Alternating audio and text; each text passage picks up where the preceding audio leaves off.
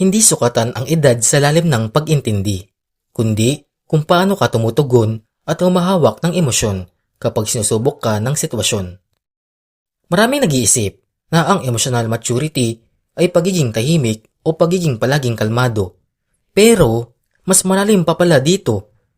Tara, tuklasin natin ang mga hindi karaniwang senyales ng isang taong emotionally matured, lalo na sa gitna ng relasyon at matitinding pagsubok. Una, hindi nagpapaapekto sa narrative sa isip. Maraming tao ang nahuhulog sa overthinking trap, ngunit ang mga emotionally matured ay alam kung paano i-check ang katotohanan bago mag-react. Hindi lahat ng hinala ay paniniwalaan agad. Kapag may misunderstanding, inuuna ang klarong pag-uusap kaysa assumption.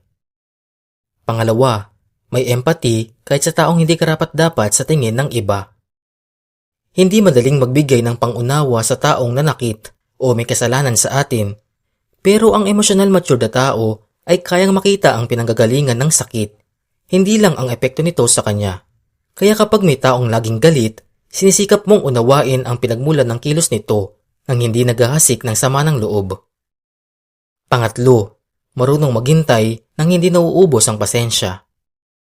Emotional maturity ay yung kaya mong maghintay ng payapa at hindi nagtatampo o nagmamadali. Tulad ng kapag may hindi agad maayos na problema, ay hindi agad naninisi o namimilit, kundi umaasa ka pa rin ng hindi nagiging demanding o passive-aggressive.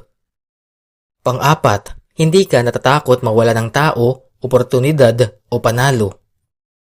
Emotionally mature na tao ay may kakayahang pakawalan ang bagay na hindi nakalaan para sa kanya, kahit masakit. Hindi mo pinipilit ang mga lumayo. Mas pinili mong maghilom at mag-move on kaysa habulin ang hindi na talaga para sa'yo. Panglima, kaya mong ngumiti o magpahinga kahit ang dami mong iniisip. Hindi ka nagpapanggap na okay ka, pero marunong kang magtimpi at kumalma kumbaga. Alam mong hindi lahat ng bagay kailangan mong sabay-sabay buhatin. Sa sobrang hirap ng sitwasyon, pipiliin mo munang magpahinga nang hindi sumusuko at nananalangin muna kaysa ubusin ang sarili sa pagpanik.